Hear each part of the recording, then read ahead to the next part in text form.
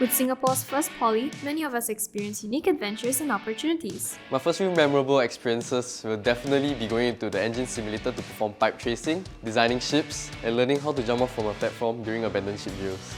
I have several amazing first experiences at SP, which include working on a large-size plane, building electrical circuits, and operating a flight simulator. And now, join us for our very first virtual open house.